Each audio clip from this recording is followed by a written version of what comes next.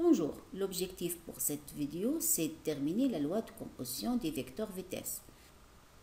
C'est-à-dire dans cette vidéo, on va retrouver cette relation vecteur vitesse absolue égale vecteur vitesse d'entraînement plus vecteur vitesse relative. Et je vais vous montrer aussi dans quel cas on a intérêt à utiliser cette relation ou bien cette loi de composition des vecteurs vitesse. En effet, il arrive parfois qu'il nous demande d'étudier le mouvement d'un point M relativement à un repère R fixe et que ce mouvement est très compliqué. En particulier, il est difficile de déterminer son vecteur vitesse. En même temps, ce point M relativement à un autre repère R' qui est en mouvement par rapport au repère R est relativement simple et son étude est facile à traiter. Si maintenant on connaît le mouvement du repère R' relativement au repère R, on peut dans ce cas atteindre notre objectif et déterminer le vecteur vitesse du point M relativement à R, et c'est en utilisant l'expression qui donne la loi de composition des vecteurs vitesse, c'est-à-dire VA égale VE plus VR. Alors, soit maintenant notre repère R qui est supposé fixe, le repère R supposé fixe est appelé repère absolu. Le vecteur position relativement au repère R, il est déterminé en faisant la projection du point M sur les différents axes du repère R. Si maintenant ce repère est muni de la base orthonormée IJK, alors le vecteur position relativement au point M s'écrit XI plus YJ plus ZK. Toute grandeur cinématique relative au repère absolu est appelée grandeur absolue. Donc, c'est le vecteur position absolue. Maintenant, le vecteur position du point M relativement au repère R', le repère R' étant le repère mobile, il est appelé repère relatif. Et le vecteur position du point M s'obtient en faisant la projection du point M aux axes X', Y' et Z'. Ce sont des projections orthogonales. Si les projections du point M s'écrivent X', Y', Z', et la base avec laquelle on travaille, c'est la base I', J', K', alors le vecteur position relativement au repère R', donc quelle est l'origine de repère R'? C'est O'. Le vecteur position donc n'est autre que O'M. Donc il s'écrit X', I', plus Y', J', plus Z', K'. Donc, en utilisant la relation de Charles, on peut dire que OM, on peut le trouver si on connaît O'M et OO', la relation OM égale OO' plus O'M. Je passe maintenant au vecteur vitesse. Donc, le vecteur vitesse du point M relativement au repère R, il est appelé vecteur vitesse absolu. Et le vecteur vitesse relatif au repère R' est appelé vitesse ou bien vecteur vitesse relatif ou bien vitesse relative. Alors, je commence par le vecteur vitesse absolu. Le vecteur vitesse est obtenu en dérivant le vecteur position par rapport au temps. Faites attention ici, on veut déterminer le vecteur vitesse du point M relativement à R. Or, le vecteur vitesse relativement à R, il faut dériver le vecteur position relativement à R. Le vecteur position relativement à R, son origine c'est O. Donc, c'est la dérivée de OM. Et c'est une dérivée dans R. Ceci veut dire quoi, dérivée dans R? Lorsqu'on va dériver par rapport à R, c'est-à-dire on va supposer dans notre tête que R est un repère fixe. Donc ces vecteurs de base sont fixes, c'est-à-dire leur dérivée par rapport au temps, c'est 0. Vous allez me dire, mais on sait dès le début que R est fixe. Oui, on sait dès le début que R est fixe, mais vous allez comprendre lorsqu'on va dériver par rapport à R', qu'est-ce qu'on va faire, qu'est-ce qu'on va trouver comme différence. Donc, on va dériver ici, tout va obtenir alors, c'est la dérivée de x par rapport au temps, le tout fois le vecteur i, plus la dérivée de y par rapport au temps fois le vecteur j, plus la dérivée de z par rapport au temps fois le vecteur k. Ce vecteur vitesse du point M relativement à R, relativement, c'est-à-dire au repère absolu. Donc, n'est autre que la vitesse absolue. Donc, c'est le vecteur vitesse absolue du point M. Maintenant, pour le vecteur vitesse relatif, la vitesse relative est obtenue en dérivant le vecteur position relativement à R'. Mais le vecteur position relativement à R', c'est quoi? C'est O'M. Pourquoi? Parce que l'origine du point du repère R', c'est O'M. Et le point qu'on cherche sa vitesse, c'est M. Donc, c'est la dérivée de O'M par rapport au temps. On veut chercher le vecteur vitesse du point M par rapport à R'. Donc, on va dériver dans R'. Ceci veut dire quoi dans R'? C'est-à-dire, comme j'arrête de dire, je vais supposer que R', comme s'il était un repère fixe. Ceci veut dire quoi? Comme si, donc on va laisser dans notre tête, comme si les vecteurs de base I', J' et K' sont des vecteurs constants. Il vient alors que le vecteur vitesse relatif égale dérivée de x' par rapport au temps fois I' plus dérivée de y' par rapport au temps fois J' plus dérivée de z' par rapport au temps fois K'. Donc regardez le vecteur vitesse relatif.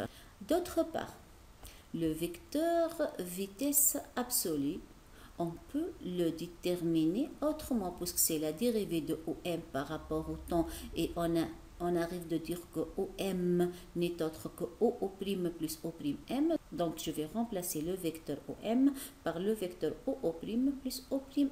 La dérivée de OO' par rapport au temps, comme ici, regardez, dérivée de OM par rapport au temps dans R, c'est le vecteur vitesse du point M dans R. Donc ici, la dérivée de OO'. Donc cette expression a la même forme que celle-là. Ceci n'est autre que le vecteur vitesse du point O' relativement au repère R. Donc je remplace ceci par cette expression. Et O'M, je remplace O'M par son expression, c'est-à-dire celle-là. Ici, on va dériver dans R.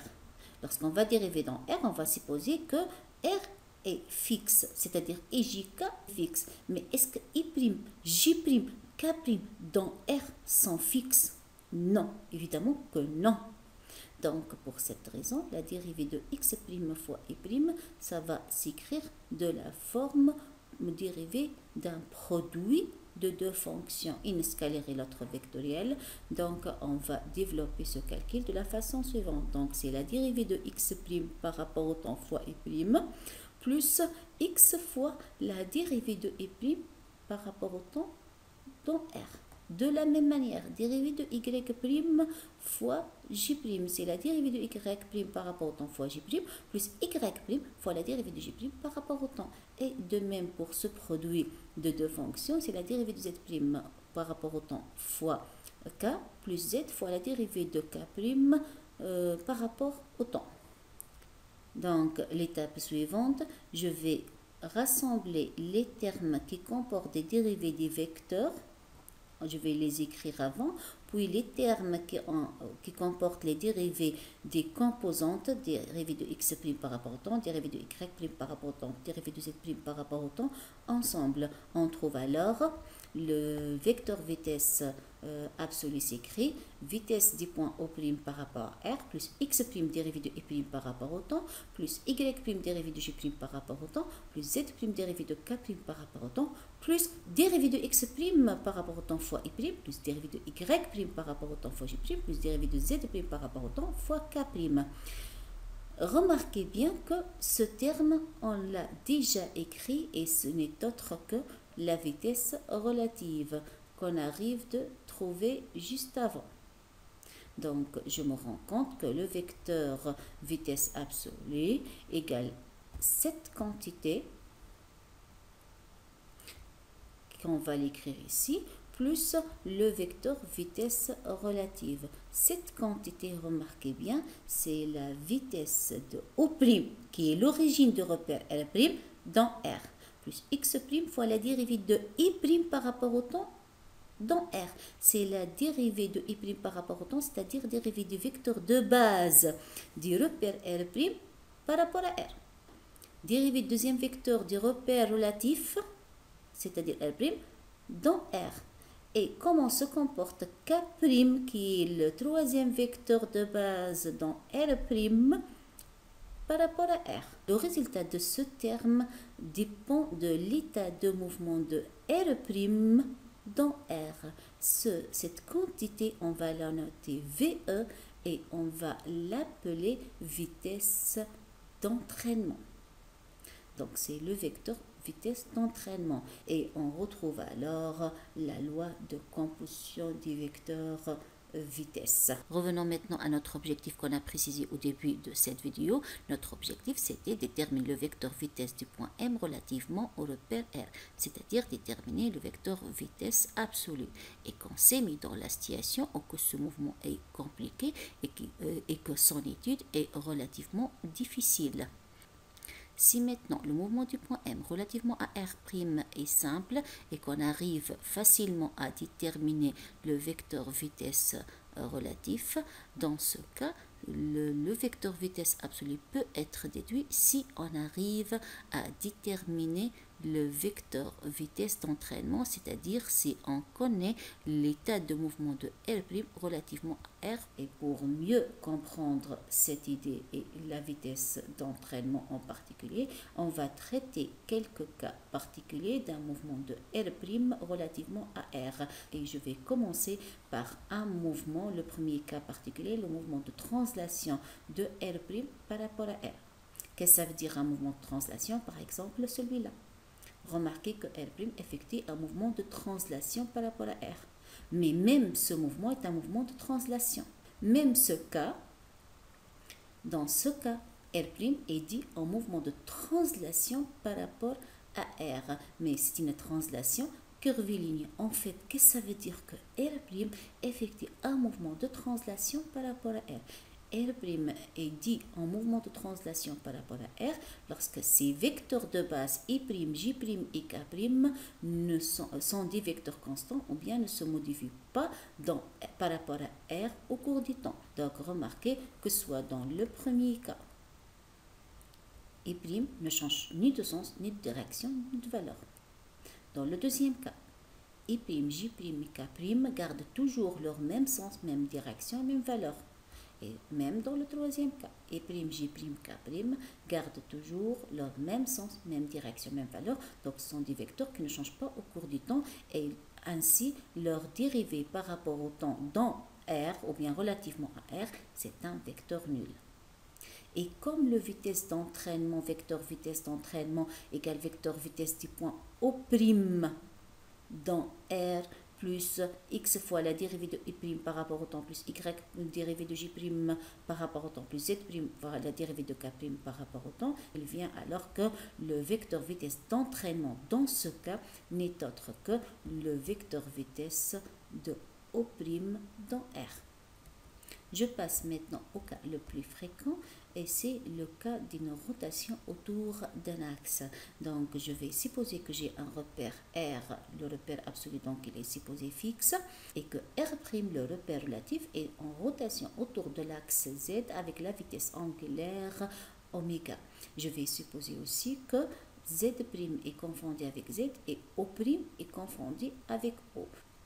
Lorsque l'axe des Z' est confondu avec l'axe des Z et O est confondu avec O', alors le plan X', O', Y' va être confondu avec le plan X, O, Y. Mais l'axe OX' effectue une rotation autour de l'axe des Z avec la vitesse angulaire oméga. On a donc à l'instant T l'axe des X' fait un angle phi avec l'axe des X. De même, l'axe des Y' effectue un angle phi avec l'axe des Y. C'est le même angle. Pour mieux comprendre, je vais faire une vue de dessus et je trouve la situation suivante. X et Y sont des axes fixes, IJK étant une base fixe, mais la base I', J' tourne autour de l'axe DZ avec la vitesse angulaire oméga, d'où à un instant t quelconque, ils vont faire un angle phi avec les axes x et y. Mon objectif, c'est déterminer le vecteur vitesse d'entraînement, puisque le vecteur vitesse d'entraînement comporte des dérivés des vecteurs I', J', et K' par rapport à R. Donc, je vais commencer par chercher ou bien déterminer la dérivée des vecteurs I' par rapport au temps dans R. Or, la dérivée de I' par rapport au temps dans R n'est autre que la dérivée de I' par rapport à phi fois la dérivée de phi par rapport au temps. I' étant un vecteur de norme constante, donc sa dérivée par rapport à l'angle qui le définit est un vecteur qui lui est perpendiculaire dans le sens croissant de cet angle. Donc, le vecteur qui est perpendiculaire à I' dans le sens croissant de phi' n'est autre que J'. Et il vient alors, c'est la dérivée de phi par rapport au temps fois la dérivée de I' par rapport à phi. La dérivée de phi par rapport au temps, c'est ce qu'on note phi point. Son unité, c'est radian par seconde. Donc, on va voir combien de radians par seconde, ou bien combien de degrés par seconde. Donc, ce n'est autre que la vitesse angulaire. Et J', c'est la dérivée de I' par rapport à phi. Maintenant, puisque I', J', K' étant une base orthonormée, je peux alors écrire J' autrement, n'est autre que K' vectoriel I'. Et phi', c'est la vitesse angulaire qu'on arrive de dire dès le début, qu'on l'a déjà noté, W. Donc, on a WK' fois I'. Ainsi, je vais définir un vecteur qu'on note vecteur W. C'est un vecteur porté par l'axe de rotation. Sa valeur, c'est la valeur de la vitesse angulaire et il est appelé vecteur vitesse angulaire. Vectoriel quoi? Vectoriel I'. De même, la dérivée de J' par rapport au temps, je vais utiliser la même démarche, c'est la dérivée de J' par rapport à phi fois la dérivée de phi par rapport au temps. Dérivée de phi par rapport au temps n'est autre que phi point.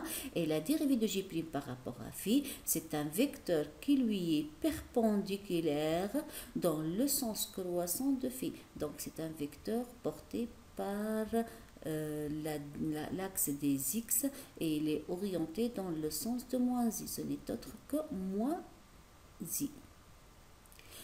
I', J', K' étant une base orthonormée directe, alors I' n'est autre que J' vectoriel K'.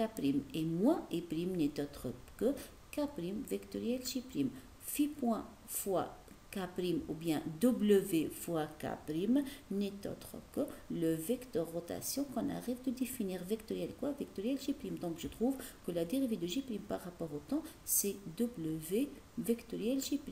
De la même manière, on peut trouver facilement que la dérivée de K' par rapport au temps dans R, bien que c'est vecteur nul, mais on peut l'écrire aussi W vectoriel K'. Et on revient maintenant au vecteur vitesse d'entraînement. Je vais remplacer ces termes par les expressions qu'on a trouvées. Donc, on peut l'écrire, c'est vitesse de O' par rapport à R plus X' fois quoi? Fois W vectoriel I'. Dérivée de J' par rapport au temps, c'est W vectoriel J'. Et K' par rapport au temps, c'est W vectoriel K'. Remarquez qu'on peut mettre le vecteur vitesse angulaire en facteur. En facteur de quoi? En facteur de x', I' plus y', j' plus z', k'. Mais c'est quoi ce vecteur? Ce vecteur n'est autre que le vecteur position relatif. Et dans ce cas, donc le vecteur vitesse d'entraînement n'est autre que vitesse du point O' plus W vectoriel O'. Et on trouve alors vitesse absolue du point M égale vitesse de O' par rapport à R plus W vectoriel O', plus vitesse relative. À la prochaine. Merci.